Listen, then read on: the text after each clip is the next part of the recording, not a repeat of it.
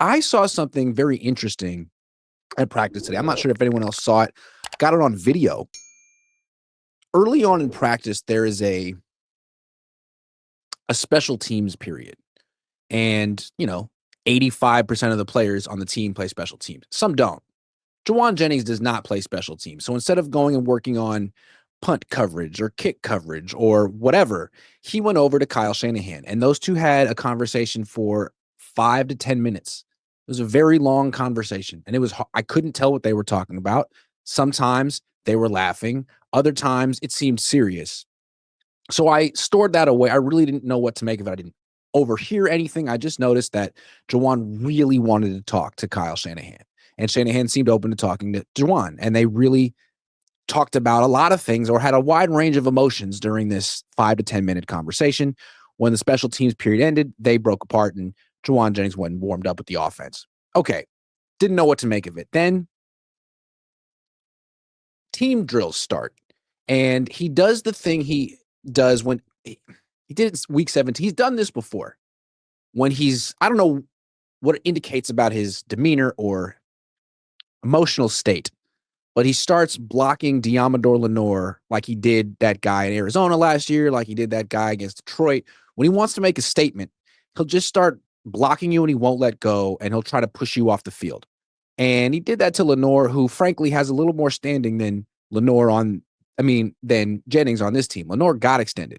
Jennings is not gotten that 5-year extension. He got a 2-year extension, and he might not be on this team again next year. So he's making a statement against Lenoir, and Lenoir doesn't appreciate it, and Lenoir throws a punch and doesn't get thrown out of practice. A lot of times if you throw a punch, you get thrown out of practice, which maybe indicates that Jennings was in the wrong and didn't need to be instigating like he was. So that's one thing. You got the long conversation with Kyle. You got this little fracas with Deommodore Lenoir. And then there was yesterday where he's playing with the second string just for one play. And he thought he got open. Mac Jones dropped back, and he's trying to, survive. So he checks it down quickly. I don't know if you call it a check down, but he completes a pass real quickly to the running back in front of him, Jordan James.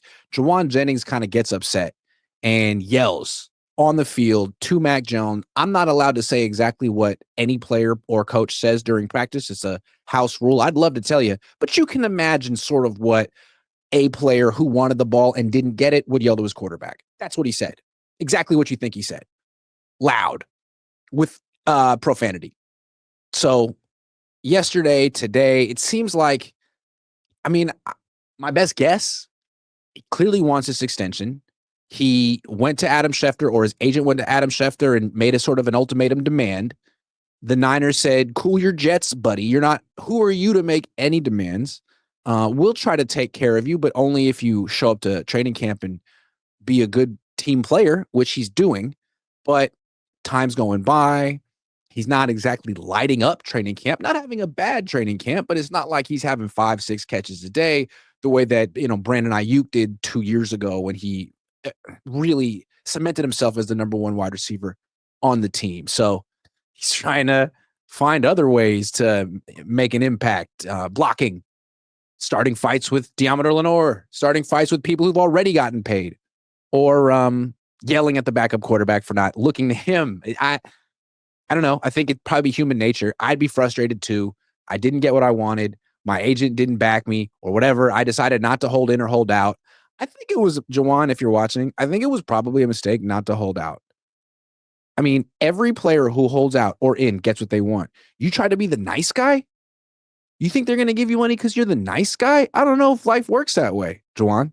You had all the leverage and you gave it up so that you could start a fight with Deommodore Lenoir and show everyone how good of a blocker. We know you're a good blocker, man, but we know how good of a player you are. Now you have to actually advocate for yourself. Maybe the new agent.